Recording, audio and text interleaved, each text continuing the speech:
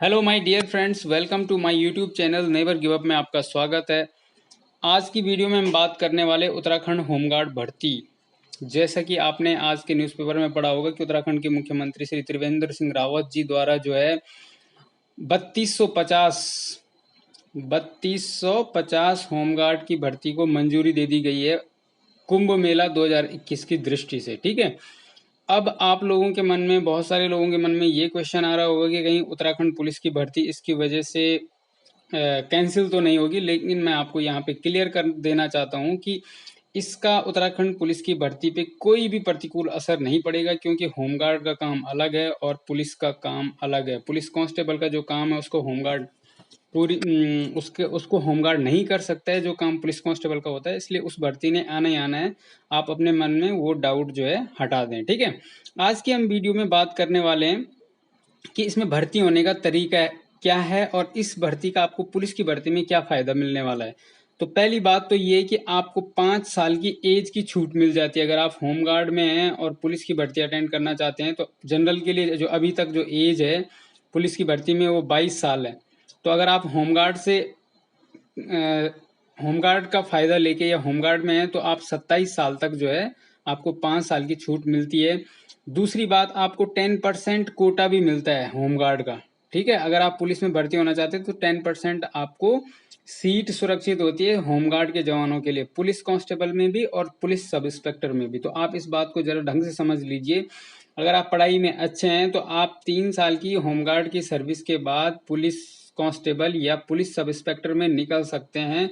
ठीक है, तो इस वीडियो का मकसद यही है कि उत्तराखंड के जो दूर दराज ग्रामीण इलाके के जो युवा हैं उनको डिटेल में होमगार्ड भर्ती के संबंध में पूरी जानकारी दी जाए और इसके फायदे आपको अनेक जगह पुलिस भर्ती में मिलते हैं। सब इंस्पेक्टर में हो चाहे कांस्टेबल में हो, चाहे एज में हो, चाहे आपको 10% कोटा भी मिलता है। ठीक है, तो आज की वीडियो में हम ये देख रहे हैं कि इसमें इस भर्ती में ऊंचाई क्या ली जाती है, सीना क्या होता है, उम्र क्या है, फिजिकल में क्या क्या होता है, लिखित परीक्षा किस प्रकार से होती है और लास्ट में मेरिट कैसे बनती है। कंप्लीट वीडियो मैं आपको दे रहा हूँ। ठीक है, तो चलो शुरू करते हैं और देखते हैं कि इसमें किस प्रकार से सिलेक्शन होता है। जैसे कि आपने आज के न्यूज़पेपर में देखा होगा कि 3250 होमगार्ड भर्ती होंगे किसकी दृष्टि से, कुंभ मेला 2021 की दृष्टि से। और मुख्यमंत्री उत्तराखंड सरकार के जो मुख्यमंत्री हैं त्रिवेंद्र सिंह रावत जी, उन्होंने 3250 होमगार्डों की नियुक्ति के प्रस्ताव को मंजूरी दे दी है। तो इसकी भर्ती लगभग इसी महीने जो है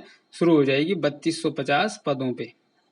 ठीक है, इसकी भर्ती अलग अलग जिलों में निकलती है, तो आप किसी भी जिले से आवेदन कर सकते हैं जहां से आपको सुटेबल लगता है। ठीक है, अभी मैं आपको ये भी बताऊंगा कि इसकी विज्ञप्ति किस प्रकार से आती है। अब पहले ये समझते हैं कि इसमें भर्ती किस प्रकार होते हैं, इसका तरीका क्या है भर्ती होने का। ठीक है,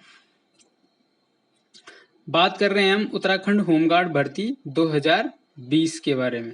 ठीक है, इसमें सबसे पहले है एजुकेशनल क्वालिफिकेशन। जो पर्वतीय क्षेत्र के उम्मीदवार हैं उनके लिए 5वीं पास रखा गया है और जो शहरी या मैदानी जिले हैं वहां के लिए 8th पास है। अब आप ये मत सोचिए कि बहुत कम क्वालिफिकेशन है। यहाँ पे एमए, बीए, बीएड पढ़े हुए लोग भी जो है अप्लाई करते हैं, क्योंकि अब होमगार्ड का जो वेतन है वो 19,600 के आसपास है पर मंथ। ठीक है, तो अच्छा खासा आपको यहाँ पे सैलरी मिलती है और यहाँ पे जॉब करते हुए आप अन्य परीक्षाओं जैसे पुलिस कांस्टेबल की, पुलिस सब इंस्पेक्टर की परीक्षाओं को निकाल सकते हैं और अन्य अपनी पढ़ाई को भी कंटिन्यू कर सकते हैं। दूसरी बात करते हैं कि एज के बारे में। अगर इसमें एज की बात करें तो 18 से 50 साल इसमें एज है। तो 50 साल का व्यक्ति तो मुझे नहीं लगता है कि यहाँ पे अप्लाई करेगा। तो मेनली आप 18 से 35 साल तक के जो युवा हैं उनके लिए बहुत अच्छी अपॉर्चुनिटी है। अब उसके बाद अगर आपकी एज भी है, आपके पास शैक्षिक योग्यता भी है, तो आपको क्या करना है, फिर आपकी होगी शारीरिक नापजोख। ठीक है, फिजिकल मेजरमेंट, शारीरिक नापजोख। इसमें सबसे पहले होती है ऊंचाई और दूसरा होता है सीना। जनरल कैटेगरी का जो उम्मीदवार होगा उसके लिए 167.7 सेंटीमीटर की हाइट होनी चाहिए। लेकिन अगर आप पर्वतीय क्षेत्र के हैं मतलब पर्वतीय जिलों में रहने वाले हैं तो आपके लिए 162.6 सेंटीमीटर हाइट है। एसटी के जो उम्मीदवार हैं उनके लिए 160 सेंटीमीटर हाइट है। गर्ल्स की अगर जनरल की बात करें तो 152 सेंटीमीटर हाइट और हिल एरिया के लिए 147, एसटी के लिए भी 147 है। गर्ल्स के लिए वेट भी होता है 45 kg। ठीक है, अब जनरल कैटेगरी के जो बॉयज हैं उनके लिए, जनरल कैटेगरी के जो बॉयज हैं उनके लिए सीना होता है 78.8 सेंटीमीटर से 83.8 सेंटीमीटर। अगर आप हिल एरिया के हैं, पहाड़ी क्षेत्र के हैं, तो आपको 76.5 से 81.5 यानी कि 5 सेंटीमीटर का आपका फुलाव भी होना चाहिए सीने में, ठीक है। एसटी के लिए भी यही है, 76.5 से 81.5 सेंटीमीटर। अगर आप ऊंचाई में भी फिट हैं और सीना भी आपका सही है तो आपकी उसके बाद ली जाती है पीएफटी, फिजिकल एफिशिएंसी टेस्ट इसको बोलते हैं, शारीरिक दक्षता परीक्षा, जो कि टोटल 30 नंबर की होती है, जिसके आधार पे आपका चयन होता है, ठीक है। तो इसमें सबसे पहले होता है दौड़, रनिंग होती है, ये 10 नंबर की है और कम से कम आप ये रनिंग होती है 1500 मीटर की यानी कि 1.5 किलोमीटर की, और आपको अधिकतम 7 मिनट में ये पास करनी है, ठीक है। 7 मिनट 1 सेकंड भी हुआ तो आप बाहर हो जाओगे, ठीक है, आपको यहीं से बाहर कर दिया जाएगा।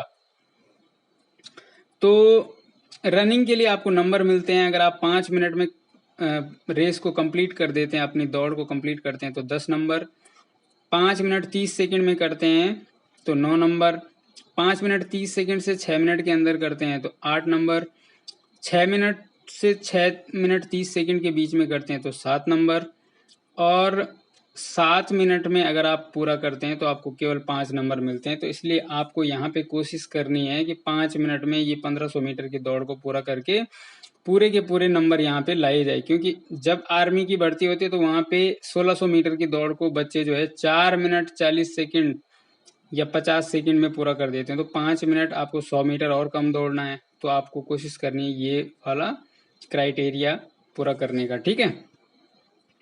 उसके बाद हम बात करते हैं, जब आप दौड़ में निकल जाते हैं तो फिर आपका होता है लॉन्ग जंप, ठीक है। लॉन्ग जंप में 10 नंबर का है, ठीक है। इसमें आपको 3 चांस मिलते हैं, यहाँ से आपको दौड़ना है, ठीक है। हो सकता है आप पहली बार पूरा नहीं कूद पाए, बार ये मैंने फिट लिखे हुए हैं, 12 फीट, फिर है 13 फीट, फिर 13.5 मैंने ऊपर लिख रखा है, ठीक है। मैंने इससे इशारा भी कर एरो का निशान भी बना रखा है। फिर है 14 फीट, फिर है 14.5 फीट, फिर है 15 फीट। तो 15 फीट इसमें अधिकतम हाई जंप है, लॉन्ग जंप है, सॉरी, ठीक है। अब इसके लिए आपको क्या करना है, यहाँ से दौड़ना है और यहाँ पे एक तख्ती रहती है, यहाँ से कूद के आपको मिनिमम 12 फीट कूदना है। अगर 12 फीट से कम आप यहाँ कूदे तो आप बाहर हो गए, ठीक है।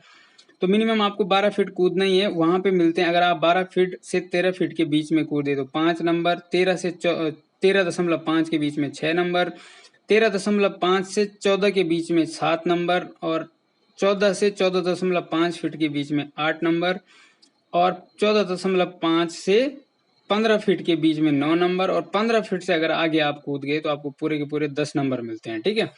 तो मेरे ख्याल से 14 से 15 फीट आप आराम से कूद सकते हैं, यानी कि 9 से 10 नंबर आप यहाँ पे भी ला सकते हैं आसानी से। हाँ, ये जरूर है कि अगर आप पहली बार में केवल 12 ही फीट कूदे, लेकिन आपको जो दूसरा मौका मिलेगा आप उसमें 14 कूद गए, फिर आप तीसरे मौके में सीधे 15 फीट को क्रॉस कर गए, तो आपका जो अधिकतम वाला होगा वो काउंट होगा, ठीक है। उसके बाद जब आप ये दोनों चीजें पास कर जाओगे तब आप चलेंगे cricket ball throw. Last physical test है cricket ball throw. Cricket ball throw police में भी होता है, आपको पता ही है। इसके आपको 10 नंबर मिलेंगे यहाँ पे, और न्यूनतम आपको 30 मीटर फेंकना ही फेंकना है। तो 30 मीटर बहुत कम होता है, पुलिस में 50 मीटर पे तो क्वालिफाई होते हैं, ठीक है, और 70 मीटर एक्सीलेंट होता है। तो आपको क्या करना है, क्रिकेट बॉल थ्रो यहाँ से फेंकना होता है, इसमें भी आपको 3 चांस मिलेंगे, ठीक है।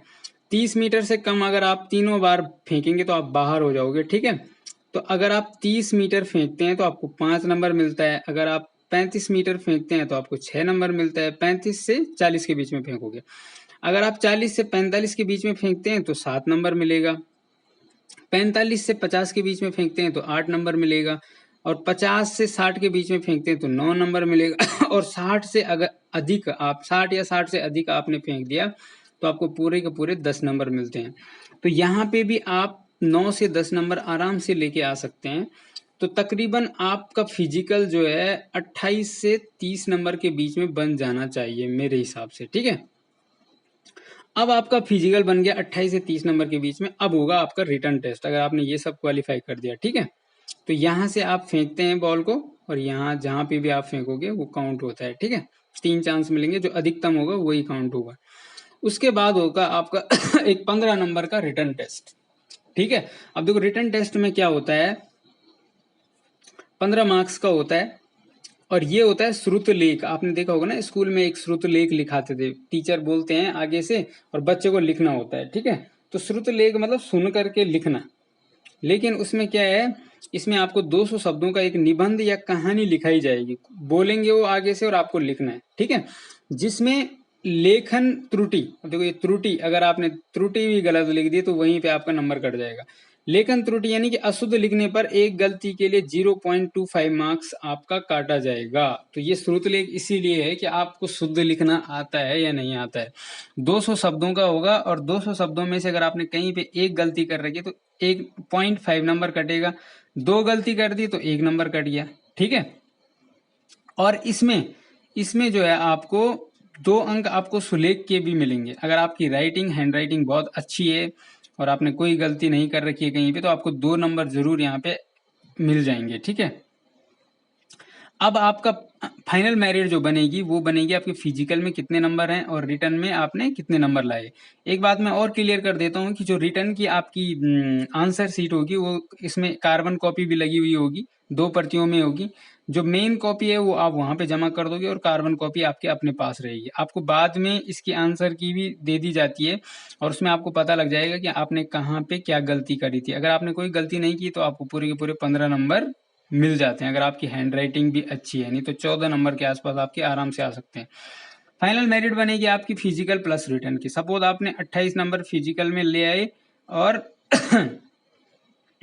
14 नंबर आपने रिटर्न में ला दिए, तो 8 12 और 3 यानी कि 4 यानी कि 42 नंबर, आप 45 में से 42 नंबर ला दिए तो श्योरली आपका सिलेक्शन हो जाएगा। ठीक है, अगर आप कम भी लाते हैं तो भी हो जाएगा, लेकिन मैं बता रहा हूँ इतना नंबर आप आसानी से ला सकते हैं अगर आप पढ़े लिखे हैं और आपका फिजिकल भी अच्छा है और रिटर्न लिखना आपको हिंदी में अच्छे से आता है। ठीक है, इसमें जो लिखाया जाएगा आपको 5वीं से 8वीं तक की जो हिंदी की बुक होती है उससे वो कुछ भी चीज़ लिखा सकते हैं आपको। ठीक है, जब आपका सिलेक्शन हो जाता है, फाइनल मेरिट आपकी बन जाती है और आपका इसमें चयन हो गया, तो आपके लास्ट में मेडिकल होता है। ठीक है, मेडिकल पुलिस के मेडिकल के लगभग ही होता है, थोड़ा सा आसान होता है। और उसके बाद आपकी 42 दिन की ट्रेनिंग होती है, यानी कि लगभग 6 सप्ताह की आपकी ट्रेनिंग होती है। और जहाँ तक इसमें सैलरी की बात है तो सैलरी भी आपको यहाँ पे अच्छी खासी सैलरी मिलती है, लगभग 19,600 के आसपास आपको सैलरी मिलती है।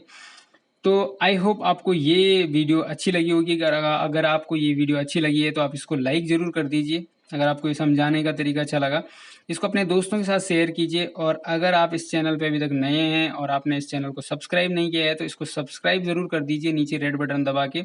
और बगल में जो बेल आइकन है, घंटी है, उसको जरूर प्रेस करें। ठीक है, घंटी प्रेस करने के बाद आप ऑल पे क्लिक कर दें ताकि आपको मेरी हर वीडियो का नोटिफिकेशन सबसे पहले मिले। उसके बाद मैं आपको थोड़ा सा ये बताना चाहता हूँ कि इसका विज्ञापन कैसे आता है। इसकी विज्ञप्ति इस प्रकार से आती है, देखो ये पुरानी भर्ती है अल्मोड़ा की, तो इसी प्रकार को आपको हर जिले की अब भर्ती दिखाई देगी अखबारों में। ठीक है, इसमें आप देख सकते हैं रिक्तियों की कुल संख्या ये है। ठीक है, तो आप ये मत सोचना कि इसमें अलग अलग ये क्यों दे रखा है, ये सब कोई मैटर नहीं है। आपका अगर उस जिले में 200 रिक्तियों में अगर कहीं पे प्लेस पड़ती है तो आपका सिलेक्शन हो जाएगा।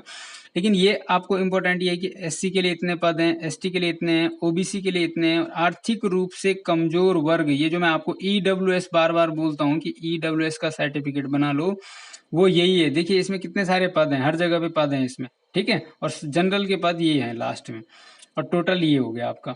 तो आपको ईडब्ल्यूएस का फायदा यहाँ पे शायद दिखाई दे रहा होगा, अगर आप समझ रहे होंगे मेरी बात को। तो आप अगर जनरल कैटेगरी से हैं तो ईडब्ल्यूएस का सर्टिफिकेट जरूर बना लीजिए। Thank you for watching this video.